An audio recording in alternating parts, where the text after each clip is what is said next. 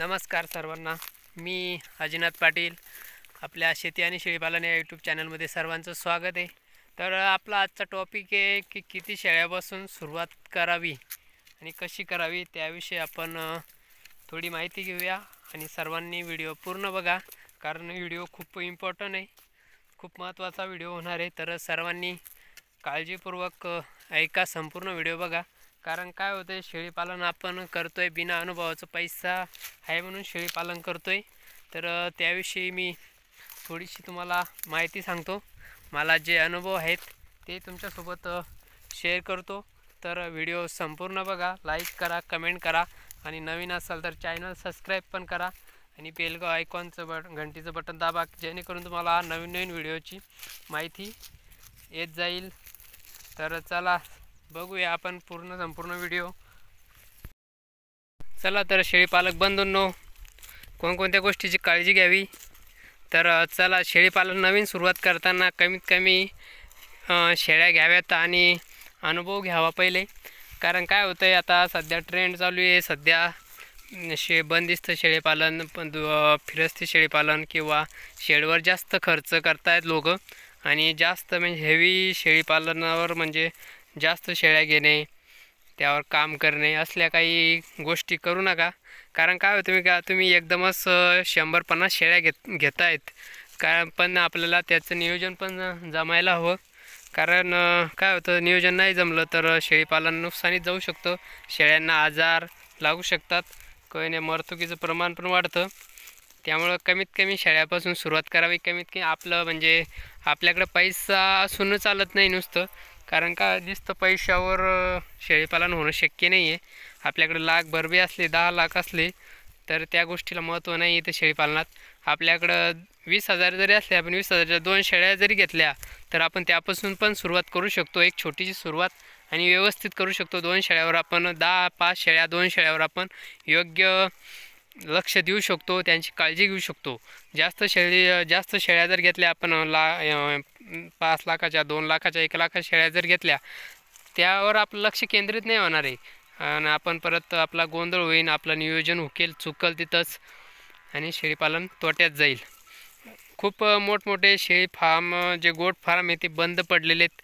कारण त्या गोष्टीला एकच आहे, ते लोकांच्या भरोश्यावर शेळीपालन करतायत, दुसऱ्याच्या भरोश्यावर गडी माणसं ठेवून शेळीपालन करतायत. ते स्वतः लक्ष देत नसल्यामुळे आणि बाकीच्या काही अडचणी असल्यामुळे ते शेळीपालन बंद पडत आहेत.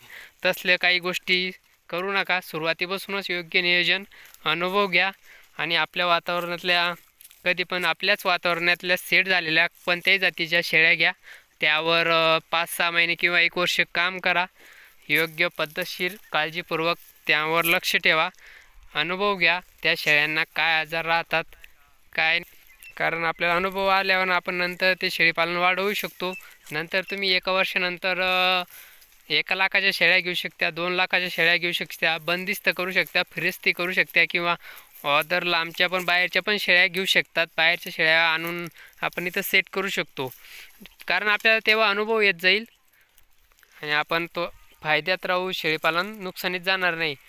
आता सध्या ट्रेंड चालू आहे, आपण यूट्यूबवर बघतो, कुठं पण बघतो, कोणी नोकरी सोडून शेळीपालन करतायत, कोणी 5 लाख कमवले, कोणी 2 लाख कमवले.